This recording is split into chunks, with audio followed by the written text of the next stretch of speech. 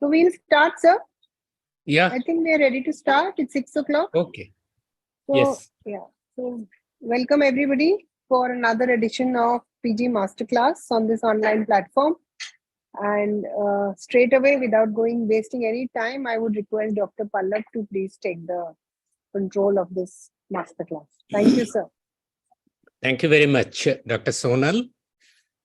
So today we have a very important topic. First of all, let me congratulate the Indian Association of Medical Microbiologists for having this very important sessions, the PG master classes on a monthly basis, where the IAMM is discussing topics which are very burning topics. At the same time, they're very important topics for the postgraduate students for their understanding. So in the series of PG master classes, today we have a very important topic under discussion, understanding the drug susceptibility tests, particularly with a focus on molecular mechanisms. And we have a renowned microbiologist. We have Dr. Camila Rodrigues.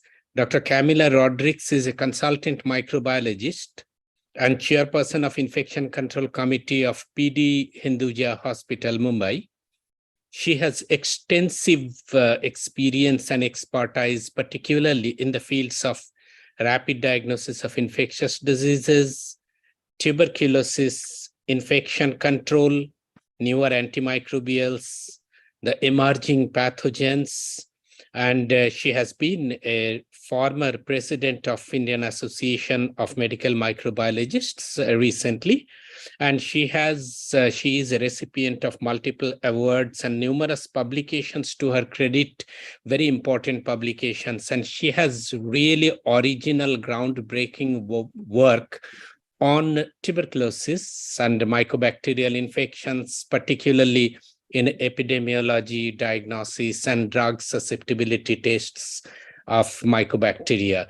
So with that short introduction, I'll request Dr. Camila to go ahead with her important presentation.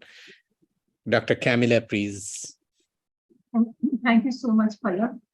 And thank you very much, IAMM, for allowing me to speak on this topic that I really feel is important. I think understanding DST tests in TB, not only the phenotypic tests, but as well as focusing on the molecular mechanisms is important. So, it's not going forward.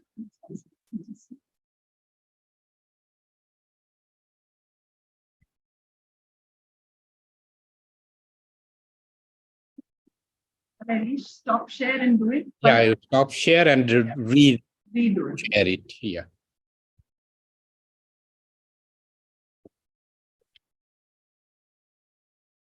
Yeah, it's going. I don't know what's happening. Yeah, fine. Yeah.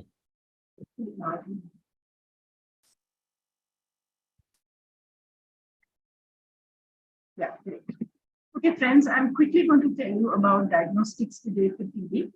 We all know the tests for exposure, that is the IGRA test and the age-old MANTU test, but the newer tests include the CTB test, that is basically injecting STAT6 CFP10 in place of the MANTU antigens. We're not going to talk about this. We're not talking about tests of active disease that are near patient. We're not talking about the tests for disease progression. Today, we're actually going to focus on lab-based tests. And the sad tragedy is that even today, globally, testing for TB is really a weak link in its care. Whether it's smear, it's culture, or it's molecular tests, I think we all need to remember that. Can you see this? Can you see the slide? Hello? Yes, we can see. Yes, we can see. Okay, so the tragedy is that just 1 in 3 are biologically confirmed. And imagine we talk of molecular tests like CB-NAT, but just 1 in 5 globally are confirmed by WHO approved tests. And we worried today, how do we transform TB diagnosis? And this was a really nice last month by Madhu and Soumya. that we need to have these transition to close the diagnostic gap. We need to have non-sputum tests. We need to make it affordable. We need to have point of care tests that are decentralized and really close to communities. But today we're not talking about diagnosis. We're talking about DST. And these are the WHO approved tests. And as you can see, you have various drugs. The ones in dark blue are the ones that are endorsed by WHO, and the ones in light blue are getting endorsed. So if you look at PDST or phenotypic DST, fairly most of them are endorsed.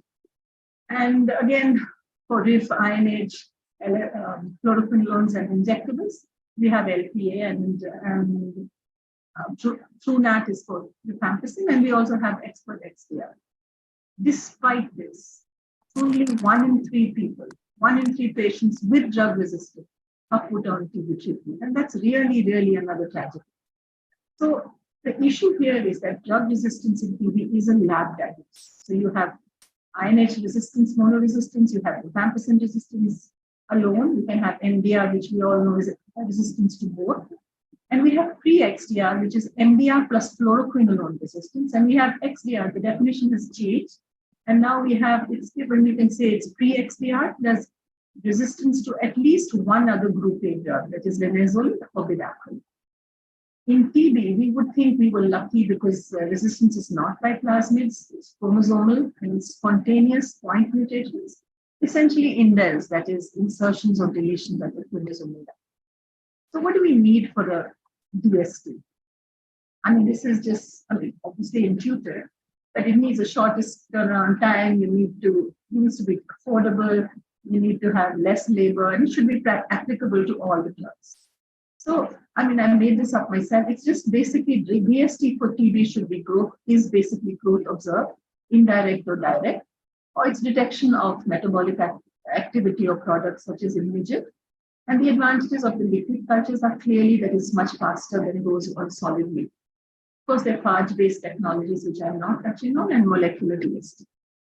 But these are the traditional definitions of that Kennedy actually wrote up in 1969, the absolute concentration, the resistance ratio method, and the proportion method. And these are basically what they mean. The absolute concentration is growth is taken at the endpoint, more than 20 colonies is counted, and it's affected by inoculum size and viability. The resistance ratio method is essentially determines the resistance ratio between the MIC, the test strain, and the reference strain, and anything more than a ratio more than 8 is regarded as resistant. It's affected by inoculum size and variations in standard strains. The proportion method is actually possibly the best because it's the ratio of colonies on the drug medium to those on the drug-free medium, and it's set at 1%. And this magically 1% is indicated that the drug will not be useful in health. So now I'm just going to tell you a little bit about indirect growth-based method. This is something that we did with the cryptic in 7,000 or 8,000 isolates, where we looked at a ready-made plate and we looked at basically broth macrodilation. And as you can see here, you can see these little colonies, these are actually positive. And this is where we would sort of start counting that this is the MIC. And the best part of this study, it's just been published in last year, is that we looked at measurements because it's so subjective. All of you do broth macrodilation. And between this and this, there may be a slight, subjective that there is growth here. So this particular was done visually. Then it was done on a vision plate. And we actually developed a program that the images would also be detected by this amygdala. And the best part was we had this process known as bash the bug. The images were uploaded to the universe on the net, and we had people reading across the world. They were reading from the MICs and giving it back to us. And we had actually really lakhs to million people reading each plate. And to be honest, sometimes they were better than the experts. So that's about broth macrodilation. The next is indirect DST by midget, and this is possibly what the whole world is doing currently. It's kind of an indirect modified proportion method. It's much faster, but again, we're using the culture isolate and a 1 in 100 dilution in the drug-free bottle, and then add it to the drug bottles. What about direct DST? Direct DST would be perfect. What if we didn't have to waste time to grow the bug? There are examples of this, but again, you need to sort of standardize the inoculum. The best we can get is a smear positive screen. So the examples of this are nitrate reductase assay, and this is a direct midget test that we did some many moons ago. But again, we found that it was too, it really had contamination issues, etc. So we didn't continue with direct midget assays for this. So as you all know, there are really big disadvantages of DST. It's slow, there are hazards, it's expensive, it requires significant hands-on commitment. And really, it's not really that lab friendly as we would want. All this is fine. But to me, the biggest disadvantage of phenotypic DST is that we're testing at a single binary critical concentration. And I'll show you how that inappropriately high critical concentrations have resulted in false susceptible DST over the years. So just to go over, what is an MIC? We all know it's the lowest concentration that inhibits growth. The critical concentration that we use in TB is the lowest concentration that inhibits 95% of wild type. What is the clinical breakpoint?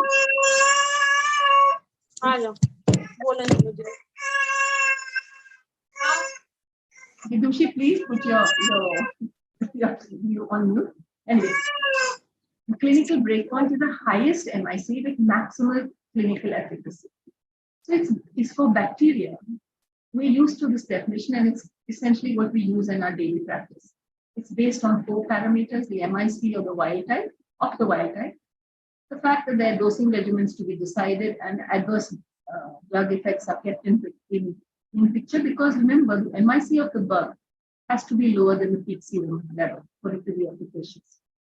Most importantly, for designing a clinical breakpoint, we need efficacy and clinical trial outcomes. And they are set as sensitive, intermediate, or STD, or the various definitions for intermediate, area 1, technical uncertainty, etc. And there is resistance. Basically, it distinguishes treatable from non-treatable infections. What happened in TB? TB, we really didn't have a clinical data. The binary concentration defines R and S. It's just one concentration, and sadly, it was traditionally selected on expert opinion as opposed to these basic principles of microbiological breakpoints.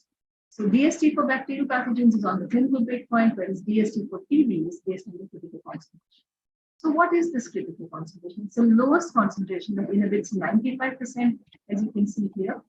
95% of the wild type MTB that has never been exposed to the drug. Now this becomes difficult, because sometimes the drug is also, let's say, for example, linezolid. It's already been in the environment before we started using it for TB.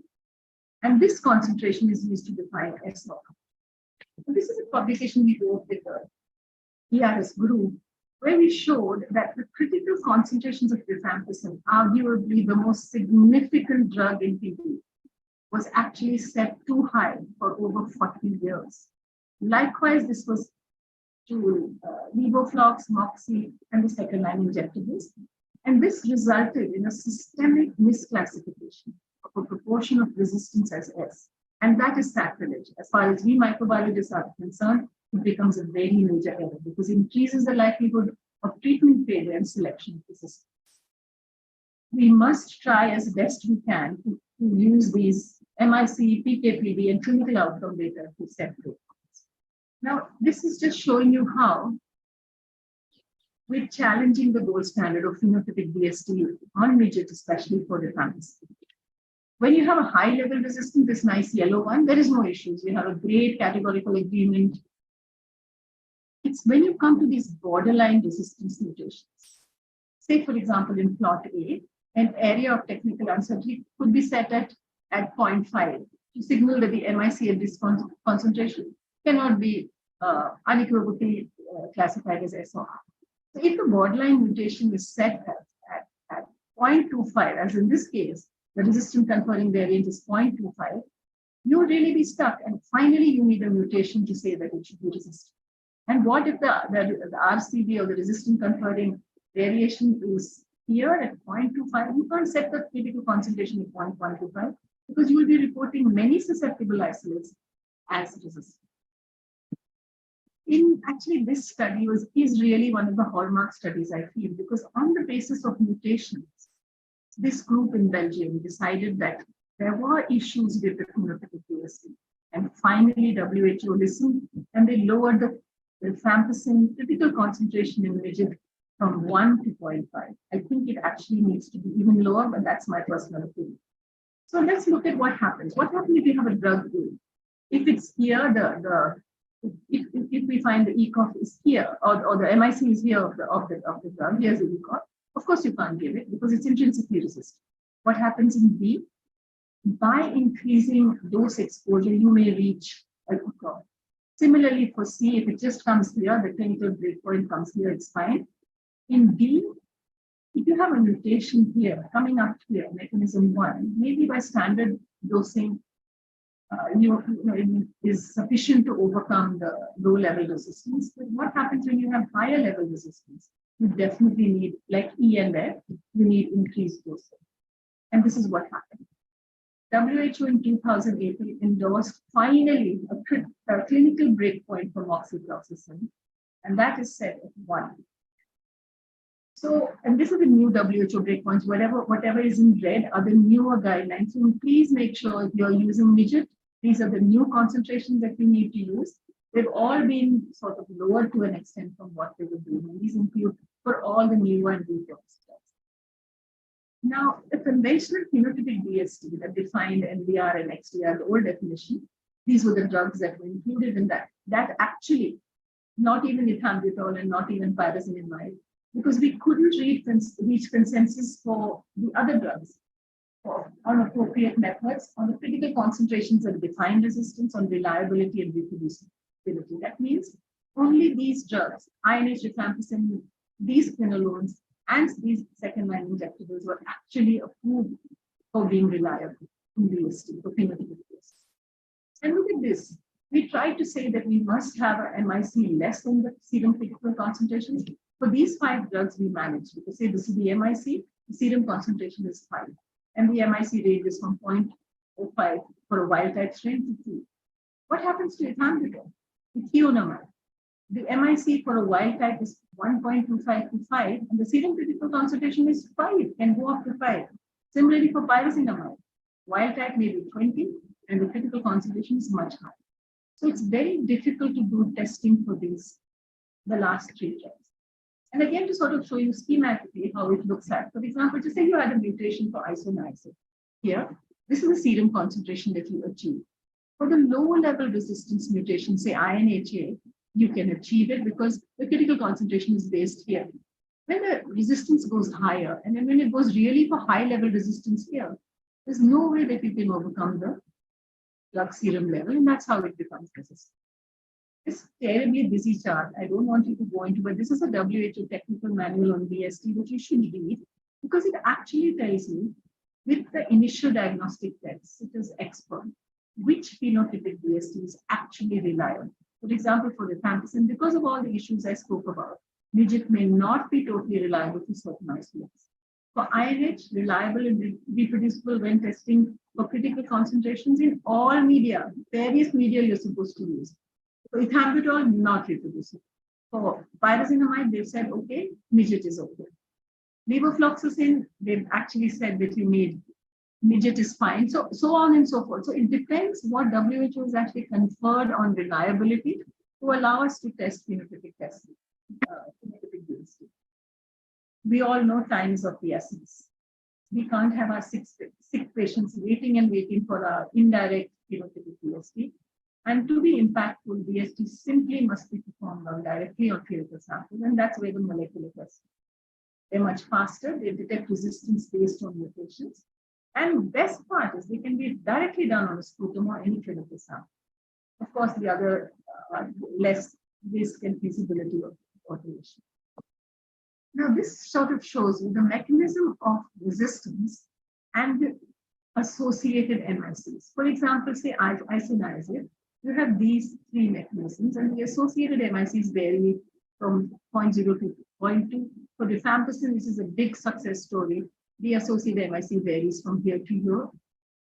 And if you look at, say, bedaquiline, which we took a long time to get a critical concentration, for these 3 mutations, it was varying between 0.06 to 1.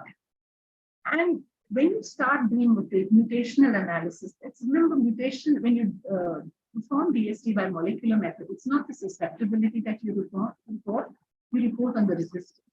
Even in Gene Expert, as we report, we say RIF resistance not detected or RIF resistance detected. We never say RIF is susceptible, which is unlike in phenotypic DST, we do that, we report susceptibility. So here you have rifampicin, and I'm putting this chart just to show you that on the basis of an RPO beta gene, it's correct 95 to 99% of the time. And these are the various targets that we have. INHA, CATG 60 to 95%, and these are the gene functions that each of these drugs have. I'm not going to go in each one of them, but it's useful to know that the mechanisms are really important. And let me see if, yeah, for example, let's look at bidaculin. Here they've only listed ATPE, but it also shares RB0678 with clofazimine. So usually, RB0678 is a common resistance mechanism, so you lose both BDQ and clofaz. They start in used to do. So I made this little diagram to help you understand. And WHO has actually said there are low complexity tests, and moderate complexity tests, and a high complexity. Low complexity tests are the NAT, that is expert, CBNAT, RIF, G4 as we call it, or ultra, and TrueNAT. And then you have moderate complexity tests such as LPA, today BDMAX, etc., all moderate tests, and then you have the sequencing tests. Now, just to sort of made this little diagram, it's a bit badly made because I'm trying to do a little artistry myself, but just to show you the difference between a probe-based detection and when you actually detect the SNP or the single nucleotide polymorphism, maybe the mutation. So a probe detects a whole series of these here, and a SNP will actually just detect a mutation in one area, exactly in one target. The Gene Expert has been in use for the last 23 years, and it's really good because it is integrated, it extracts, purifies, and it detects both MTB and RIF resistance in 2 hours. The limit of detection is 130 to 150 CFU from that. And it has a 40% gain compared to ZF. Now, just to go over this, and I think all of you must know this, because this sort of tells you, when you say you detect TB, it's actually, you're not doing anything more but detecting the RPO beta region, and at least 2 of these 5 probes need to be positive for TB to be detected. But when you say RIF resistance detected, these are the 5 areas that you're encompassing in this 81 base pair region of the RRDR region. The RRDR region is this rifampicin resistant determining region. So this probe A actually encompasses so many nucleotides from here to here, 507 to 510, 511 to whatever is probe B, and so on and so forth. Now, the problem with these kind of assays is that some SNPs not associated with resistance, such as these here, this one and here, may actually result in a false positive call for resistance with CBNATs and as well as AIM. Now, just to show you how you detect resistance on an expert. The CT value, the delta CT, should be less than 4 when we say resistance is not correct. Now, here, if you look at this example, probe A has 22.4, and the highest probe here would be 22.9. It's less than 4, so resistance not correct. When we would say resistance detected? Now, look here, you have the lowest probe is 26.9 probe A, and the highest probe is B, which is 36.5. You get a delta CT of 9.6. So clearly here, RIF resistance is there. Now again, there are certain non-canonical RIF RPO beta mutations that are identified in more than 10% but in patients that are associated with a poor outcome. So these are all listed here, and this is what we need to detect. And RIF, Gene Expert will pick it up, whether it's probe A, B, C, D, it will pick it up. So that's one of the useful. But the limitations of CBNAT, expert and TrueNAT, are that its inability to tell you which mutation is responsible for RIF resistance, its inability to pick up INH resistance, its imperfect sensitivity for detection in post-vaccinal disease such as HIV, early disease, children, and even in extrapulmonary disease, imperfect sensitivity for RIF resistance detection for mutations outside this 81 base pair rifampicin resistance determining regions, such as RPO beta mutation, this is the Swaziland or the Eswatini mutation, that is really, fortunately, we're not seeing it much in India. and imperfect specificity for RIF resistance detection. This is our TrueNAT, which is our Indian gene expert, and it was approved by WHO and endorsed as a molecular test for the initial diagnosis of TB and rifampicin resistance. Now, as I told you, the LOD for expert G4, that was the first expert NTB RIF, was 150. Somehow we needed to get it better for smear negative, for HIV positive patients. And so what was done by David Alland, etc. They decided that RIF RPO beta was not good enough for detection. So they added something known as multi-copy target. So they put IS6110 and IS1081. Now these insertion sequences are repeated at least 6 to 8 times in the TB sequence. So you start off with so much more targets. And there's a melt curve that includes RIF resistance specificity. Of course, there's diagnostics discordance. You have expert RIF resistance, and midget tells you it's sensitive. When could this be? When you have low confidence mutation. When could this be? When in the old expert, you had a RIF resistance of very low, and it was actually falsely reporting RIF resistance due to unstable hybrids. And as I told you earlier, you have phenotypic midget critical concentration issues where they were high, and now we've lowered it so we are better in sync with molecular tests. When you get expert RIF sensitive and midget resistant, and there are mutations outside the target hotspot, when there's heteroresistance or when there are NPM mixtures. And believe me, these are really important. We often find that, if you actually look for a purity of the culture, there may be an NPM, which are normal colonizers of the mouth sometimes. And that may be responsible for giving you this discordance. So the differences between MTB RIF, our old good old G4, and Ultra are these. Like I said, 6110 and 1081. Look at the limit of detection. It's come to 16. And it's really got a but definitely better sensitivity and really useful for us in TBM and HIV. There's something which is a disadvantage to an extent because you get something known as trace. And it's in patients who have pulmonary TB, if you do a BAL, we find this a huge problem. So we're looking at how to overcome this. Pulmonary TB, you may get a trace call, and the patient actually doesn't have TB, has a previous history of TB. But remember, trace calls are significant in HIV, pediatric TB, and PPD. In fact, this is why it was developed. And the RIF resistance is by melt curve shifts. But the good part of Expert Ultra is that silent mutations like these were actually deleted. And like I told you about the false positive calls in very low loads in G4, fully, that actually when you get trace or very low load, it doesn't compromise the RIF resistance call because Ultra will just tell you, well, it's indeterminate. We get irritated and the clinicians always say, well, what does indeterminate mean? Does it mean resistance? And we say, we don't know. We just have to wait for culture. The good part of Expert Ultra we found is that, and I think all of you need to know this, is that sometimes, now we have the catalog by which we can actually call out our mutations as to whether they're high confidence, low confidence. From Expert Ultra, humble Expert Ultra, you can go into the software and read off what mutation it is. It can literally sequence or tell you what resistance conferring mutation. If you go into the software, you can read a chart and it will tell you what your mutant is standing for and what it actually means. And we do this all the time because if we don't get the usual traditional mutations, we're able to tell the clinician what this mutation means and whether it's really RIF resistant. But like I said, RIF expert doesn't take care of isoniazid. And isoniazid, as you all know, resistance predates rifampicin. It's a key precursor to MDR in all lineages, all geographic locations and over time. Because isoniazid has a higher spontaneous mutation rate than RIF. So we need diagnostics for pick up pre-MDR, and it's a cause of concern. Our country's program has actually addressed this really well.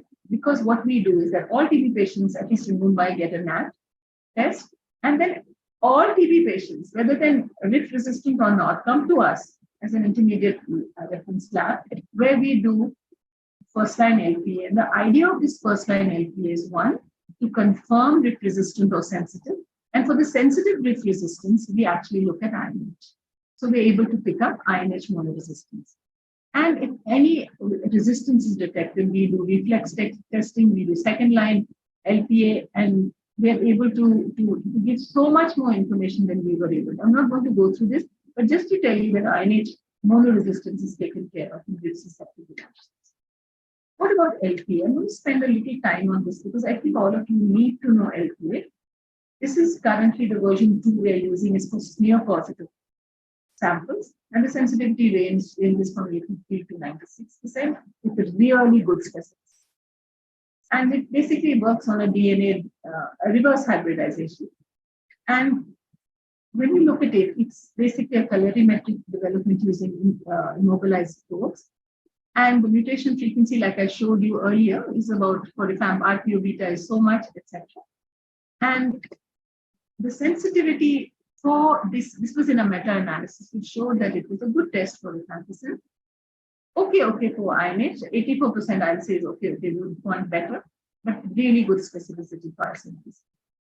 Now, this complicated chart actually tells you that the alignment of the nucleotide sequences in expert MTBJ and MTBDR, that is the LPA first line, that is the version 2, is actually the same nucleotide. So theoretically, you should not get any discordance between expert and LPA. This is theoretically.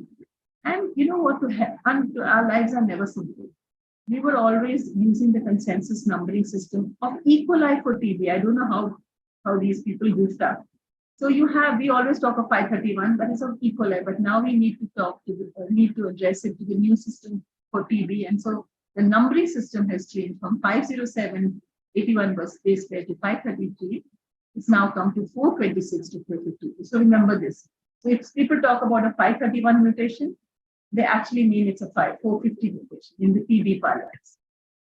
Now let's look at rifampicin, how we would. These are the wild type probes which covering codons from 505 right up to 533. So you have 8 wild type mutations, and you have the most common mutations that AIM decided to put in, that is mutant 1. These are the mutations. D416, 526-2, and this horrible mutation called 533. And so when you say something is AIM positive, we mean that it will have one wild type missing and the corresponding mutant present. For example, here you have wild type 8. Wild type 8 is actually 530 to 533. And here you have a mutant, which is actually 531. So this is clearly a mutation, it's clearly resistant. And these are the 4 mutations I spoke about. And you have, sometimes you don't get so lucky. You have absence of wild type 7, as you can see, but there's no corresponding mutant because it's just not being probed. So these are the situations when you will actually have to sequence to say that what is this region? What is the mutation responsible for the absence of the wild type probe sticking onto the membrane? But it means we call it resistance inferred for rifampicin, and we would regard it as resistance in our program. Don't look at the busy chart because it's real. This is a GLI excellent document. I put the reference here, LPA. It's really an excellent document, but it actually tells you RPO beta mutant 1, 2A, 2B, 3A with a corresponding wild type. It means no additional testing, RIF resistance detected. RIF is not going to be effective. And if it's inferred that is no mutant but a wild type is missing, ideally perform sequencing and RIF resistance. Rifampicin is not going to be effective.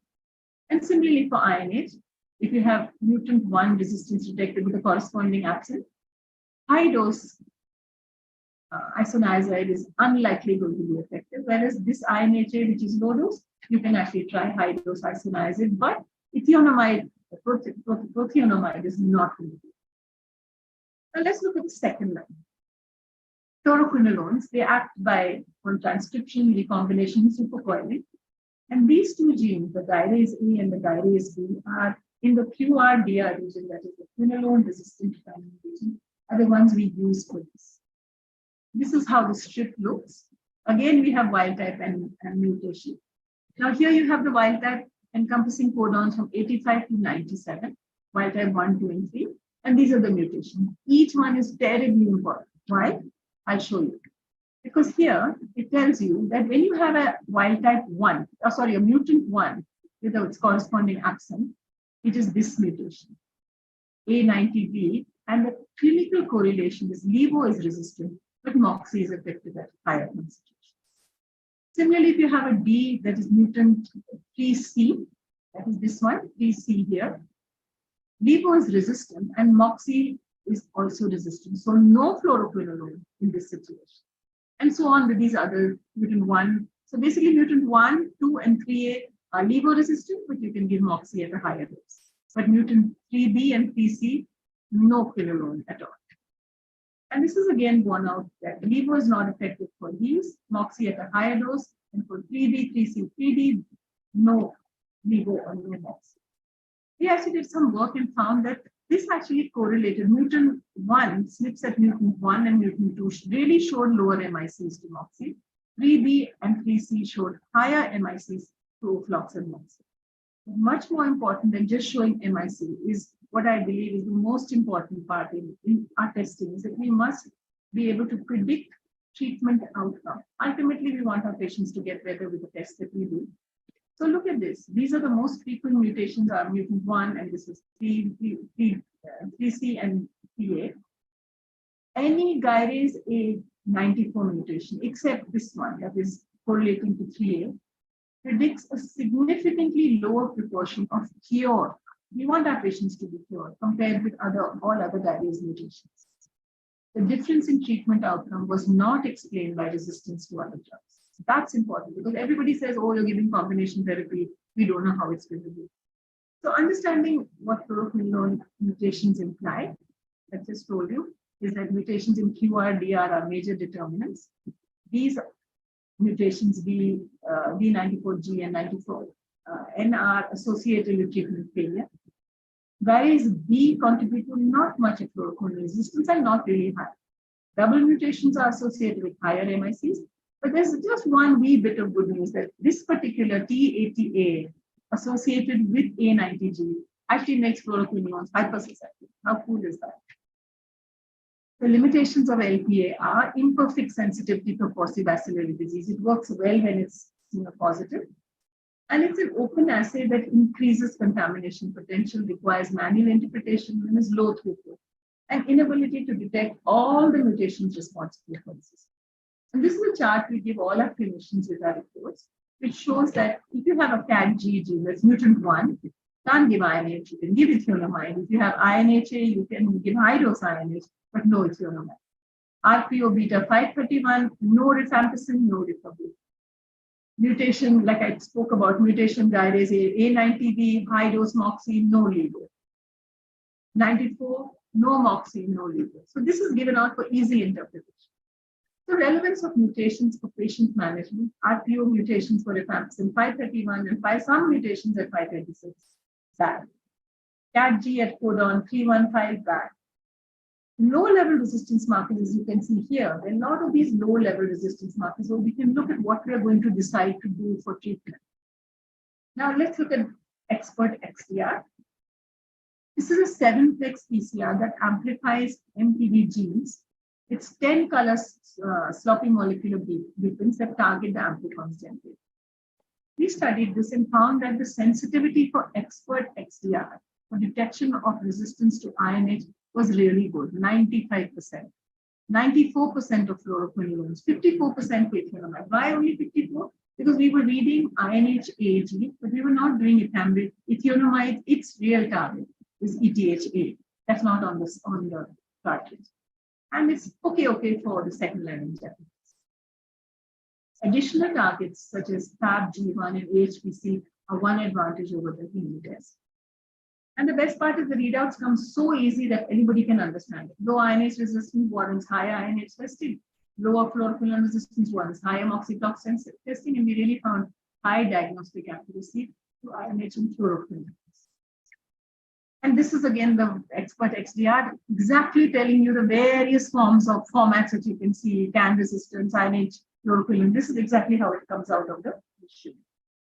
Now, knowing the local epidemiology of resistance-associated mutations really matters. This is a study we did with Mumbai, Moldova, and the Eastern Cape of South Africa.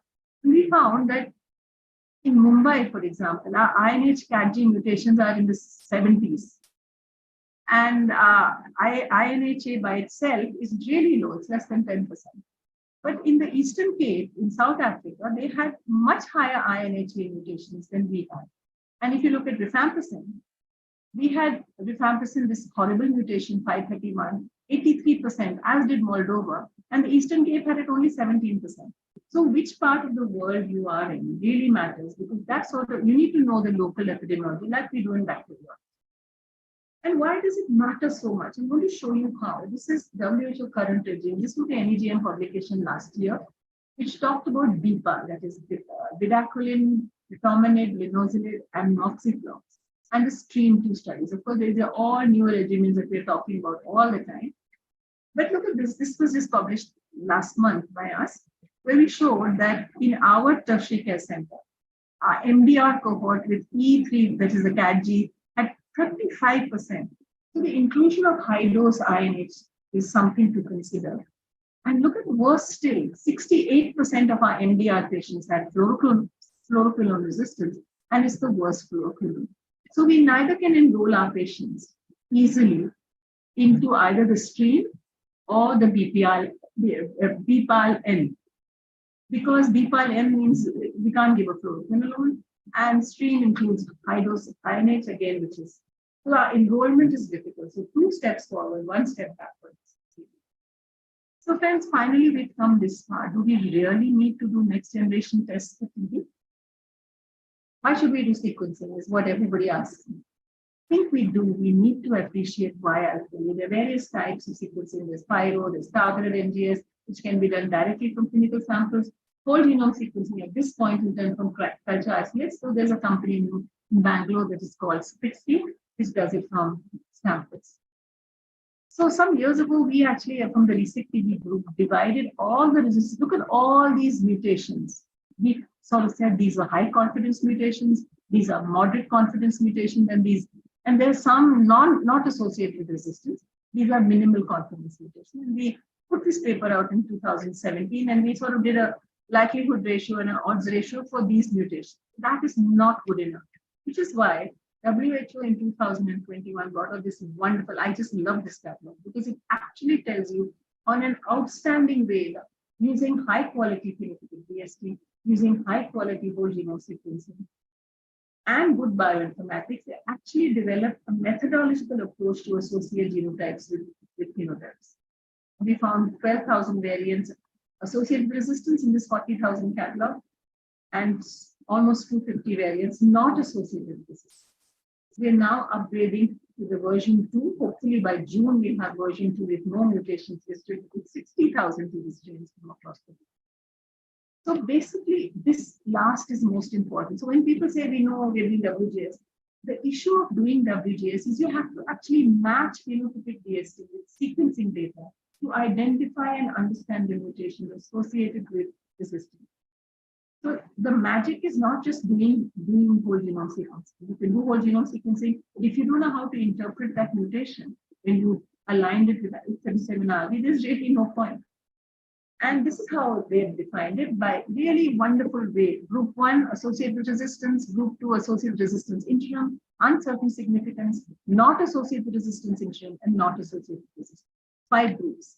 And this is, if you look at the catalog, it's freely available. You can download it and see. You can see each, it's in such fantastic detail they've gone in, giving all the strains that were resistant, how with the data set supporting with WHO, and all the references are listed. And finally, what is the confidence rating of, say, this mutation? It is associated with this. It really did well in this NEGM article for first-line drugs. Wonderful results by the UK group, this 50 group in which we participated. But what happens to the second-line drugs? The new definition, unfortunately, is challenging to the group A drugs. What are the group A drugs? Fluoroquinolone we can handle, but the other 2 group A drugs, that is linezolid and bedaquiline. First of all, we don't have lab capacity for doing these drugs, phenotypic DST, because there's such a low resistance prevalence. We don't have a complete understanding of genetic basis of resistance. And this was a really nice article written by some colleagues of ours that said the lack of rapid DST testing for linezolid, bedaquiline, clofazimine, delaminib really compromises the effectiveness of drug-resistant TB regimens today. So remember, gaps in the alignment, mutations affecting drug resistance are not equal. Borderline resistance is associated with treatment failure.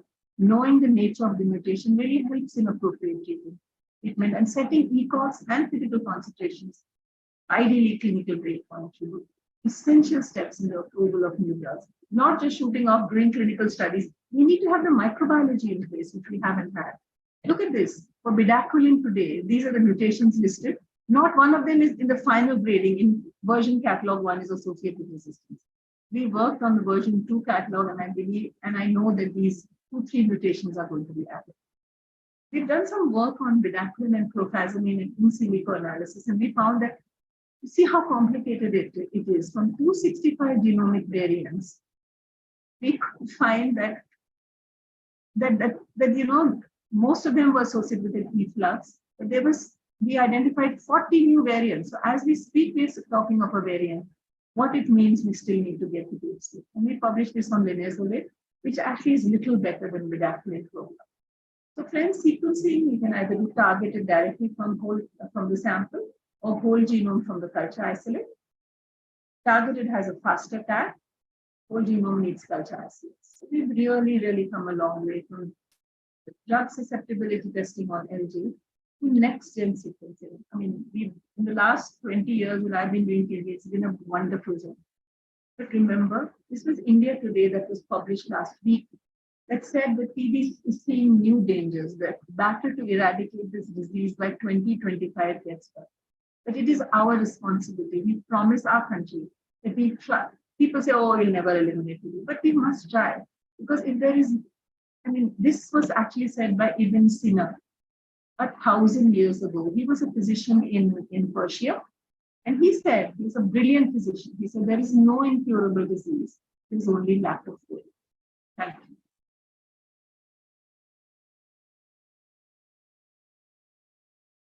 Thank you very much, Dr. Camilla, for an excellent discourse on the developments, particularly in the molecular aspects in tuberculosis drug resistance in the last decade or so, and particularly showing the relationship of phenotypic behavior of the organism with different types of mutations. So bringing together phenotypic and genotypic, how interrelated they are and how important both the things are in the management of tuberculosis. So let us see if there are any questions. So the first thing is, please share your PPT, ma'am. Sure, no issues. Definitely.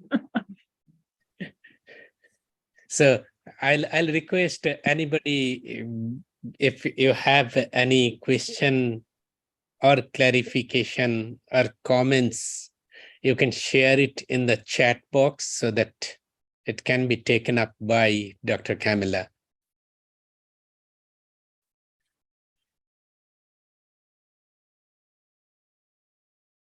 Actually, truly looking at it, you will see that tuberculosis itself, we thought that it's totally a new subject in its own. And tuberculosis drug resistance now has become a complete subject by its own. So one can simply specialize in drug resistance in tuberculosis. So, no, Pala, sometimes I think I don't know anything at the end of the day when mutation. But the good news is that we are able to finally talk about treating MDR-TB with fantastic success rates with the newer drugs. Albeit we don't have susceptibility in place yet, we must get on with it. But imagine we're talking of BPAR regimens having a 80, 70, 80% success rate. I mean, it's really wonderful and so exciting for our TB patients. In fact, in the NEJM article, I thought I was dreaming when I read the success rates with the BPAL-M. It's amazing. Here we were talking about 30, 40% success rates for MDR. And suddenly we boomed into 70, 80%, which is such a dream. Absolutely. And that is possible only with the understanding of the details about genotypic, phenotypic. Absolutely. Yeah. So if somebody asks, why should we do sequencing? I will say you do sequencing. I think we've come so far. Pre-XDR is pretty well diagnosed. But for LPA, which are showing resistance inferred, I'd like to know how and where that resistance is. And similarly, we need to have guidance on the new and repurposed drugs, because currently in our hands, Mumbai is a hotspot, I agree, but we are less than 6%. That's not less, it's quite high, I feel. Because in another 3 years, we shoot to 12, 13, the way the drugs are being used, though in a controlled manner, praise God for that. But we will suddenly be, having high resistance, and we won't know how to deal with it, which is why we must learn to sequence. We must at least have targeted sequencing in place, so that for these new drugs, we have. And unless at other places people go deeper into sequencing and analysis of the sequences, they won't even know what's exactly there. Absolutely. And as microbiologists, I think we all need to start speaking this language, or we're going to be just left with it. Because it's fast. And if you have mastered the art of understanding sequences and you really have such a grasp on all your resistance mechanisms. We've seen it with Enterobacter, we've seen it with TB, of course, is a great success story, but we've seen it with most bugs. So I was not such a sequence person, but I'm really now full steam ahead of understanding this, because it's really interesting and wonderful how we can, understand resistance and help our clinicians. Don't give this, give that. There is this mutation, it means this. So that is the language we as microbiologists, clinical microbiologists, have to be able to give our doctors. We always thought that mycobacteria, they are handicapped because their drug resistance is only mutation dependent, and they do not have any mobile genetic element mediated drug resistance. And mycobacteria has really shown that even if you have one mechanism, it's enough to make the whole world bother about it. Absolutely. Because they have something known as compensatory mutations. So say INH, it has shows the CAT gene. Within no time, it has a compensatory mutation that makes it perfectly fit. Not only perfectly fit, he pushes on to pick up the RPO beta resistance. That depends RPO beta A and C are compensatory mutation. And with the selective pressure and with the drugs being badgered and given, you become pre-XDR. Within no time, if you're taking a fluoroquinolone for some reason in your regimen. So it is amazing how they're becoming fitter, they're becoming more transmissible. It is quite a scary thing. When you look at how the bacteria are becoming fit, not only are they resistant, because resistance may bring a fitness cost, they say, fine, we don't care about it. We will develop compensating mutations and become fit. Absolutely. I cannot see any questions or comments in the chat box, but I can see Dr. Sonal joining. So I'll hand over to Dr. Sonal for the final comments and closing the session. Thank you so much, sir. Thank you. Talk is really very enlightening. And I'm sure everyone has benefited a lot, particularly the students, because this is not only, something which we are all struggling about. This is something which is every year microbiology paper will have something related to sensitivity or AMR or MDR in TB. So I think the students must have learned a lot. And regarding your sharing your PPT, this goes on live stream on YouTube, and the recording also I will upload on the YouTube channel of PG Masterclass. So I think they can listen again and again. And if they have any doubt, they can mail me, which I can forward to you. And sure, anytime. Thank you, ma'am. Thank you so much. And thank you, sir. Thank you. Thanks, Palla. Thank you. Thanks. Thank you.